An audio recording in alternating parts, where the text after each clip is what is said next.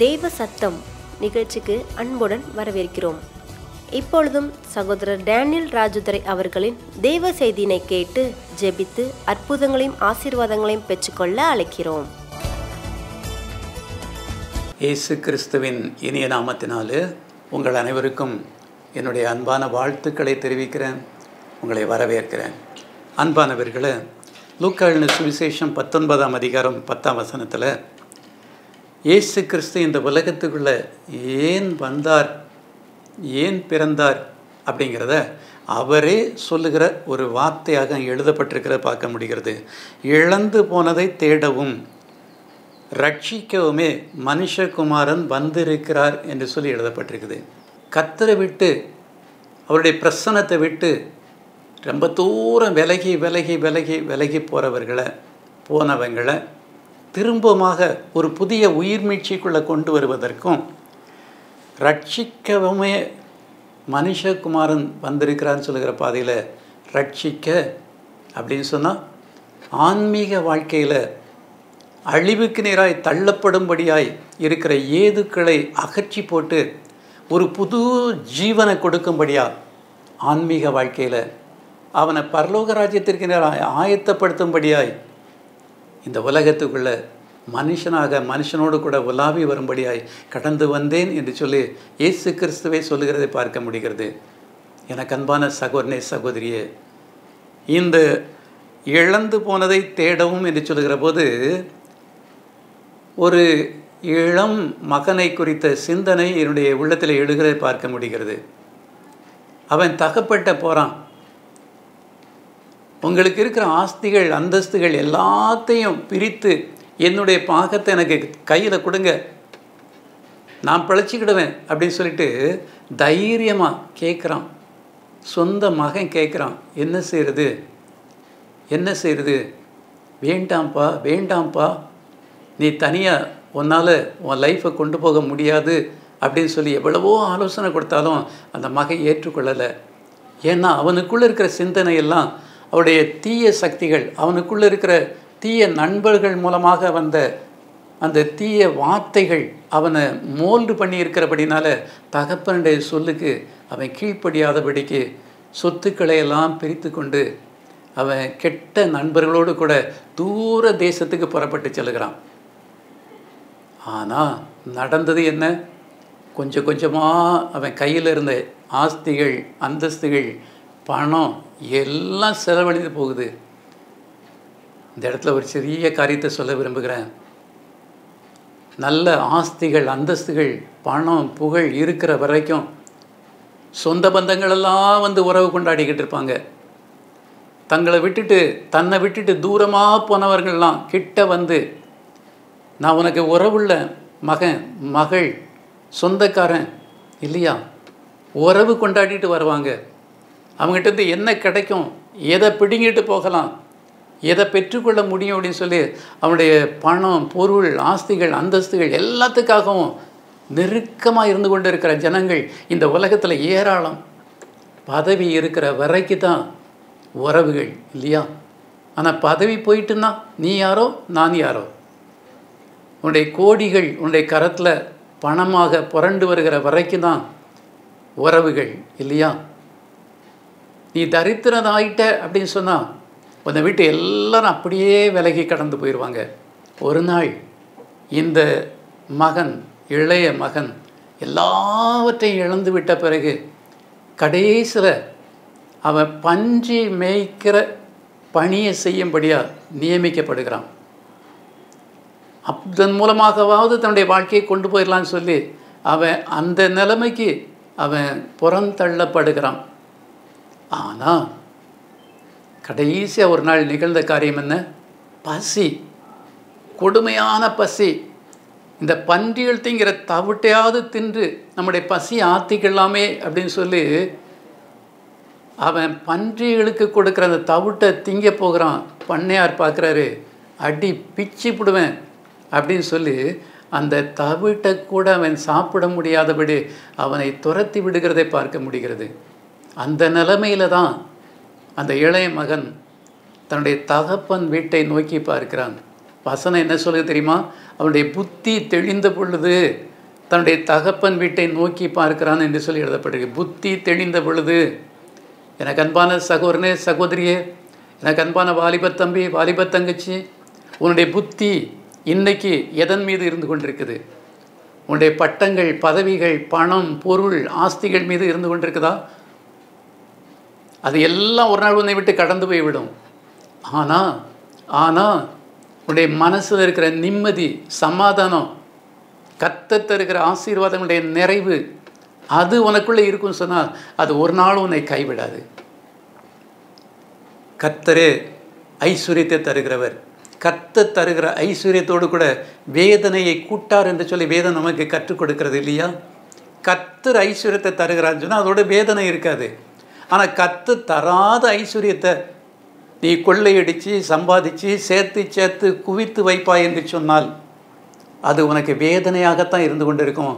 நீ தூக்கத்தை இழந்து போக வேண்டியிருக்கும், சுகத்தை இழந்து போக வேண்டியிருக்கும், நிம்மதி இழந்து போக வேண்டியிருக்கும், உன் அமைதி குலைந்து போய்விடும். என்ன செய்யுதுங்கிற அங்கலாய்ப்பு உன்னை அலக்களிக்கப்பட்டு கொண்டே இருந்து கொண்டு இருக்கும். இந்த இளைய மகன் அப்படி தான் துடித்து கொண்டு இருக்கிறான். அந்த இடத்துல தான் அவனுடைய புத்தி தெளிந்த பொழுது என்று சொல்லி எழுதப்பட்டிருக்குது.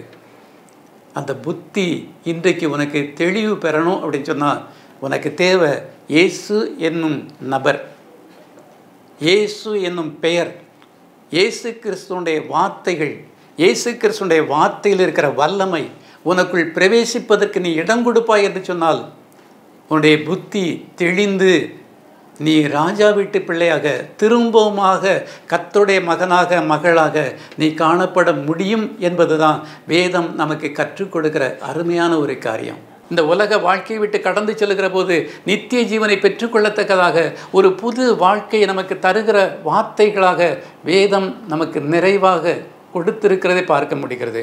அன்பான தேவனுடைய பிள்ளைகளை, இந்த இழந்து போனதை தேடவும் ரட்சிக்கவுமே மனுஷகுமாரன் வந்திருக்கிறார் என்று சொல்கிற பாதையில் இன்னொரு மனுஷன் கூட வேகமாக ஓரிரு நிமிஷங்கள் நான் சொல்லி உங்களுக்காக நான் இணைந்து ஜெபிக்க விரும்புகிறேன்.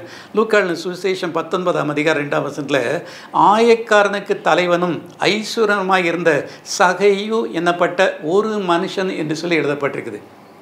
ஆயக்காரனுடைய தலைவன், டாக்ஸ் கலெக்ட் பண்ணுறவங்களுடைய தலைவனாக இருக்கிற ஒரு மனுஷன். அவன் ஐஸ்வர்யனாக இருக்கிறான், எல்லா மனுஷர்களை காட்டிலும் செல்வந்தனாக இருந்து கொண்டு இருக்கிறான். ஆனால் அவனுடைய வாழ்க்கையில் நிகழ்ந்த நிகழ்வின் ஒரு நாள் நிகழ்வை மாத்திரம் நான் எடுத்து வைக்க விரும்புகிறேன். 19ஆம் அதிகாரம் 3ஆம் வசனத்தில் வாசிக்கிறோம். இயேசு எப்படிப்பட்டவரோ என்று பார்க்க அவன் வகை தேடுகிறவனாய் இருக்கிறான். லூக்கா 19ஆம் அதிகாரம் 14ஆம் வசனத்தில் அப்படி வகை தேடுகிற போது வழியில் முன்னாக ஓடி ஒரு காட்டத்தி மரத்தில் ஏறினான். இயேசு அண்ணாந்து பார்த்து அவனை கண்டு, சகையவே, நீ சீக்கிரமாக இறங்கி வா, இன்றைக்கு நான் உன் வீட்டில் தங்க வேண்டும் என்றார் என்று சொல்லி வாசிக்கிறோம். இயேசுவை குறித்து கேள்விப்படுகிறான். அவர் எப்படிப்பட்டவரோ என்று சொல்லி பார்க்கும்படியாய் வேகமாக ஓடுகிறான். அவன் ஒரு குள்ளனான மனுஷன், எட்டி பார்த்தாலும் பார்க்க முடியாது. பார்க்குறான், பக்கத்தில் ஒரு காட்டத்தி மரம் இருக்குது, ஏறுகிறான், அங்கேருந்து தலைகீழ பார்க்குறான். இயேசு வந்து கொண்டு இருக்கிறார், வந்து விட்டார், அருகாமலே வந்து விட்டார். ஆனால் அருகே வந்த இயேசு மேலே ஒருத்தன் இருக்கான்னு யாரும் சொல்லலை, அவனுடைய பேர் என்னன்னு யாரும் சொல்லலை. ஆனால் அவர் அண்ணாந்து பார்க்கிறார், அழைக்கிறார், சகைவே இறங்கி வா. இறங்கி வேகமாக ஓடோடி வருகிறான். இன்னைக்கு நான் உன் வீட்டில் தங்கணும்ப்பா அப்படிங்கிறாரு. அவன் என்ன செய்கிறான் தெரியுமா? அதான் மேலான ஒரு காரியம். 6ஆம் வசனத்தில் வாசிக்கிறோம், சந்தோஷத்தோடே அவரை அழைத்து கொண்டு போனான் அப்படின்னு சொல்லி எழுதப்பட்டிருக்குது. இயேசு நான் உன் வீட்டில் தங்கணும்னு சொன்ன உடனே அவனுக்கு இருந்த சந்தோஷம் அளவே கிடையாது. சந்தோஷத்தோடு கூட இயேசுவே வாங்க வாங்க வீட்டுக்கு வாங்க அப்படின்னு சொல்லி மகிழ்ச்சியோடு கூட அழைச்சிட்டு போகிறான். அங்கே போன பிறகு இயேசு ஒரு வார்த்தை கூட பேசலை. வீட்டுக்குள்ளே போன பிறகு அவனும் ஒரு வார்த்தை கூட பேசலை. கண்கள் பேசுகிறது, கண்கள் பேசுகிறது. சகையுங்கிற மனுஷனுடைய இருதயத்துக்குள் அவருடைய கண்களின் பார்வை ஊடுருவி பாய்கிறது. நிகழ்கிற காரியம் என்ன? ஒரு கில்ட்டி கான்ஷியஸ், குற்ற உணர்வு. கர்த்தருடைய ஆவியான ஒருவனுக்குள் வருவார் என்று சொன்னால் அவர் பாவத்தை குறித்தும் நீதியை குறித்தும் நியாய தீர்ப்பை குறித்தும் கண்டித்து உணர்த்துவார் என்று சொல்லி இயேசு கிறிஸ்து கற்றுக் கொடுத்திருக்கிறாரு. அந்த கற்றுக் கொடுத்தல் அன்றைக்கு நிகழ்கிறதை பார்க்க முடிகிறது. உடனே அவன் என்ன செய்கிறான்? ஆண்டவரே, என் ஆஸ்திகளில் பாதியை ஏழைகளுக்கு கொடுக்கிறேன், அநியாயமாய் வாங்கினது உண்டானால் நாலத்தனையாக திரும்ப செலுத்துகிறேன் என்றான் என்று சொல்கிற பார்க்க முடிகிறது. நான் ஒரு குற்றவாளி, நான் ஒரு அநியாயக்காரன், மற்ற ஜனங்களுக்கு நான் நன்மையே செய்கிறவன் அல்ல, தீமை தான் செய்து கொண்டிருக்கிறவன் என்று சொல்லி அவனுடைய உள்ளத்திலே ஒரு குத்துதல் உணர்த்துதல் எழுகிறத அவனுக்கு அவனை உணர்த்துகிறதை பார்க்க முடிகிறது. எனக்கு அன்பான சகோதரனே சகோதரியே, உன்னுடைய உள்ளத்திலையும் கூட பரிசுத்த ஆவியானவர் இப்பொழுது பிரவேசிக்க நீ இடம் கொடுப்பாய் என்று சொன்னால் உனக்குள் இருக்கிற குறைகள் அகற்றப்பட வேண்டும் என்பதற்காக அதை உணர்த்துகிறவராக அவர் உனக்குள்ளே பேசுகிறவராக இருந்து கொண்டிருக்கிறார். உனக்குள்ளேயும் உங்களுக்குள்ளேயும் ஒரு கில்ட்டி கான்ஷியஸ் இருந்து கொண்டு இருக்கிறதோ, என்னுடைய மனைவிக்கு விரோதமாய், என்னுடைய புருஷனுக்கு விரோதமாய், என்னுடைய பிள்ளைகளுக்கு விரோதமாய், என்னுடைய பெற்றோர்களுக்கு விரோதமாய், என்னுடைய சமுதாயத்திற்கு திருச்சபைக்கு விரோதமாய் நான் செயல்பட்டு கொண்டிருக்கிறேனோ, சம்பாதித்து கொண்டிருக்கிறேனோ, உலகமே வாழ்க்கை, உலக ஆஸ்தி அந்தஸ்துகளே எனக்கு பெருமை போதும் என்று சொல்லி எண்ணிக்கொண்டு இருக்கிறாயோ, அதற்கெல்லாம் மேலாக ஒரு வாழ்க்கை உண்டு. அந்த வாழ்வை நீ பெற்றுக்கொள்ளணும் அப்படின்னு சொல்கிறதுக்காக இந்த இடத்த நான் சுட்டி காட்ட விரும்புகிறேன். ஈவன் உடன்தானே இயேசு கிறிஸ்துவனுடைய பார்வையின் மூலமாக அவன் மனம் திரும்புகிறவனாய் காணப்படுகிறான். அவன் மறுரூபமாக்கப்படும்படியாய் தன்னை முழுமையாய் ஒப்பு கொடுக்கிறான். என்ன செய்கிறான்? என் ஆஸ்தியில் பாதியை ஏழைக்கு கொடுக்கிறேன், அநியாயமாய் வாங்கினால் நாலத்தனையாக திரும்ப செலுத்துகிறேன் என்று சொல்லி அவன் தீர்மானம் பண்ணுகிறவனாக இருக்கிறான். இன்றைக்கு உன்னுடைய வாழ்க்கையிலும் கூட நீ செய்த தவறுகளை குறைபாடுகளை மனுஷர்கிட்ட சொல்ல வேண்டாங்க, கர்த்தர் இயேசு கிறிஸ்துவனுடைய பாதத்தில் எடுத்து வை. அவர் மட்டும்தான் உனக்கு புது வாழ்வு தர முடியும், ஒரு மீட்பை கொடுக்க முடியும், உன்னுடைய வாழ்க்கையில் ஒரு மறுமலர்ச்சியை கொடுக்க முடியும். தனியாக உட்கார்ந்து அவரோடு கூட பேசு, உன்னுடைய உள்ள கிடக்கைகளை அப்படியே எடுத்து வை. அதனால் தான் அவர் பாசத்தோடு கூட அழைக்கிறார். வருத்தப்பட்டு பாரம் சுமக்கிறவர்களே, நீங்கள் எல்லாரும் என்னிடத்தில் வாருங்கள், நான் உங்களுக்கு இளைப்பாறுதல் தருவேன் என்று சொல்லி கர்த்தர் சொல்லுகிறார். எனக்கு அன்பான சகோதரனே சகோதரியே, இந்த சகையை நோக்கி இயேசு சொன்ன ஒரு நல்ல ஒரு வார்த்தை என்ன தெரியுமா? லூக்கா 19:9 வாசிக்கிறோம். இயேசு அவனை நோக்கி, இன்றைக்கு இந்த வீட்டிற்கு ரட்சிப்பு வந்தது என்று சொல்லுகிற பார்க்க முடிகிறது. டுடே இட் செல்ஃப், இன்றைக்கே, இப்பொழுதே, நாளை அல்ல, இன்னொரு நாள் அல்ல. அவன் தன்னுடைய இருதயம் முழுவதையும், இருதயத்தில் உள்ள காரியங்கள் எல்லாவற்றையும் அவருடைய சமூகத்தை ஊற்றிவிட்ட பிறகு ஒரு புதிய தீர்மானம் எடுத்த உடன்தானே ஒரு மறு வாழ்வு அவனுக்கு கிடைக்கிறது, பெற்றுக்கொள்கிறான். இன்றைக்கு அதே கண்கள் உன்னையும் நோக்கி பார்க்கிறது. இதை கேட்டுக்கிட்டு இருக்கிற தனிமையாக இருந்து இந்த தொலைக்காட்சி நிகழ்ச்சிகளை பார்த்து கொண்டு இருக்கிறான் அன்பான சகோதரனே, எத்தனை பேருக்கு விரோதமாக, எத்தனை காரியங்களில் நீ கரைப்படுத்தும்படியாய், குறைபடும்படியாய் உன்னுடைய இருதயத்தை வேதனைக்குள்ளாக்கி கொண்டு இருக்கிறாய் இல்லையா? ஆண்டவரே, நான் என்ன செய்யணும்? நான் என்ன செய்ய சித்தமாக இருக்கிறீர்? ஒரு சின்ன ஜெபம், வேதனை உண்டாக்கும் வழியினத்தில் உண்டோ என்று பார்த்து நித்திய வழியிலே என்னை நடத்தும் என்று சொல்லி சங்கீதக்காரன் ஜெபிக்கிற ஒரு சின்ன ஜெபத்தை இப்பொழுது நீங்கள் எடுப்பீங்க அப்படின்னு சொன்னால் உங்களுக்கும் ஒரு மறுவாழ்வு உண்டு, ஒரு அமைதி, நிம்மதி, சந்தோஷம், சமாதானம், உன் நித்திரை உனக்கு இன்பமாக இருக்கும்.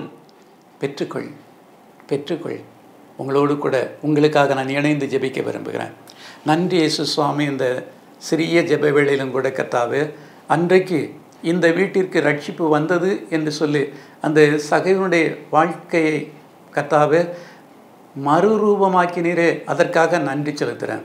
இன்றைக்கும் அதே வண்ணமாய் யார் யார் தங்களுடைய வாழ்க்கையை திரும்பி பார்த்து நான் கடந்து வந்த பாதைகளில் கர்த்தாவே இயேசுவே உமக்கு பிரியமில்லாத எத்தனை காரியங்களோடு கூட நான் கடந்து வந்திருக்கிறேன்னு சொல்லி தன்னில் தானே உணர்த்தப்பட்டவர்களாய் கர்த்தாவே ஒரு புது வாழ்வை பெற்றுக்கொள்ளத்தக்கதாய், மறுரூபமாகத்தக்கதாக இந்த தொலைக்காட்சி முன்பாக காணப்படுகிற ஒவ்வொருவரையும் கர்த்தாவை நீர் புதுப்பித்து பலப்படுத்தும்படியே ஜெபிக்கிறேன். ஒருவன் கிறிஸ்துவுக்குள் இருந்தால் புது சிருஷ்டியாக இருக்கிறான், பழையவனெல்லாம் ஒழிந்து போயின, எல்லாம் புதிதாயின என்று சொன்ன வார்த்தையின்படி சிந்தனைகள், சொற்கள், செயல்கள், வாழ்க்கை முழுவதும் புதிதாக்கப்படும்படியாய் தேவ கரம் ஒவ்வொருவரையும் தொடும்படியாக ஜெபிக்கிறேன். கர்த்தாவே, அந்த வேதனைகளின் மூலமாக வந்த வியாதிகளுடைய ஆக்ரோஷங்கள், வேதனைகளை கொடுத்து கொண்டிருந்த சத்துருக்களுடைய போராட்டங்கள், இன்றைக்கு இந்த தொலைக்காட்சி முன்பாக காணப்படுகிற யார் யாருடைய வீடுகளில் அந்த வேதனையுடைய கொடுக்குகள் அவர்களை தாக்கி கொண்டிருக்கிறதோ அந்த கொடுக்குகளை இப்பொழுது இயேசுவின் நாமத்திலே பிடுங்கி கருக்கி முறித்து போடுகிறேன். பவர் ஆஃப் ஜீசஸ், உடைய வல்லமைக்காக நன்றி. உம்முடைய வல்லமைக்காய் நன்றி, உம்முடைய கிருபைக்காய் நன்றி, உம்முடைய கண்களின் பார்வைகளுக்காக நன்றி, உம்முடைய சத்தத்திற்காக நன்றி. மனமகிழ்ச்சியோடு கூட காணட்டும். இன்றைக்கு புது வாழ்வை பெற்றுக்கொண்ட ஒவ்வொருவரும் கர்த்தர் நல்லவர் என்றே உம்மை துதிக்கட்டும், ஸ்தோத்தரிக்கட்டும், இன்முகத்தோடு கூட காணப்படட்டும். ஆசீர்வதியும் இயேசுவின் நாமத்தில் ஜெபிக்கிற நல்ல பிதாவே, ஆமேன், ஆமேன். எங்கள் தொடர்பு முகவரி சகோதரர் ஆர். டேனியல் ராஜதுரை, எண் 3, மீப்பர் நகர் காலனி 2, திருநெல்வேலி 627007. மொபைல் 9443206888 மற்றும் 9444307588.